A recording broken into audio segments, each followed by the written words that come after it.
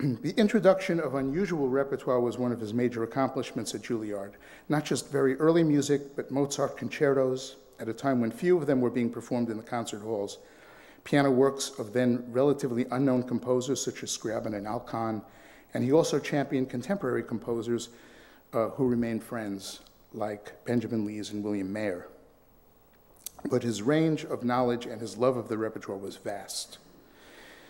Sarah Davis Buchner, who will be playing shortly, had a fascination with Busoni and Henselt and said that no one else cared. But with him, I had a sense that here was someone who loved the vast range of the keyboard literature with every fiber of his being, and he wanted you to love it too.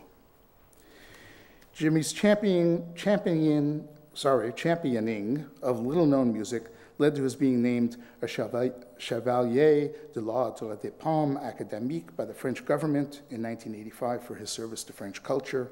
Just last year, Juilliard awarded him an honorary doctorate. His legacy, in addition to a handful of recordings and a series of music books published in Japan with co-author Peter Corraggio, rests on the enormous influence he exerted on all who attended his classes. Any number of times when I was over visiting, Jeffrey Siegel would call to ask a question in regard to a keyboard conversation program he was putting together. There isn't a single person who knew him who didn't call on him at some time. There is a wonderful image that I shared in the journal article offered by Robin McCabe. She said, "You know how you can be walking or driving in the dark and you suddenly see a house that is lit from within? This is what strikes me about Jim and his mind. It really glowed from within, with knowledge and curiosity, with humor, humanity, and a sense of the profound. I think he radiated those qualities quite naturally, and we were all the beneficiaries." After my tribute appeared in the Wall Street Journal, I heard from many friends and former students. Louis Nagel, who's playing today, reached out to tell me about how he had dedicated his CD, 4 Centuries of Bach, to Jimmy, because the music by Frescobaldi, Fischer, and Bach were works he first learned in JM's classes. Edith Cornfield sent a letter to me to let me know that in 1948, she was the very first of a small group of students at Juilliard who had Jimmy as a piano teacher. His generosity toward his students knew no bounds, she wrote.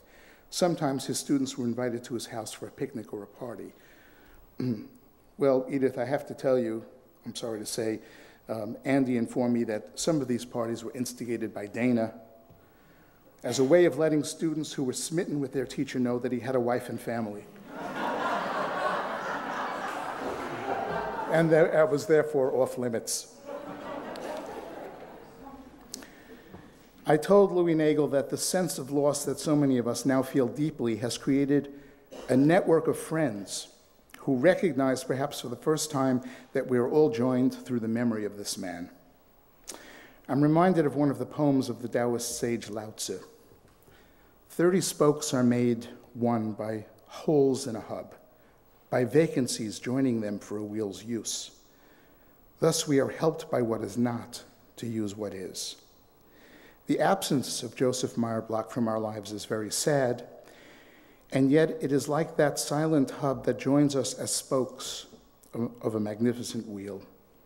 Suddenly it is clear that as his spiritual godchildren, it's our job to continue to spread the passion, wisdom, and caring that were his gifts to us. A greater tribute no man could want. Thank you.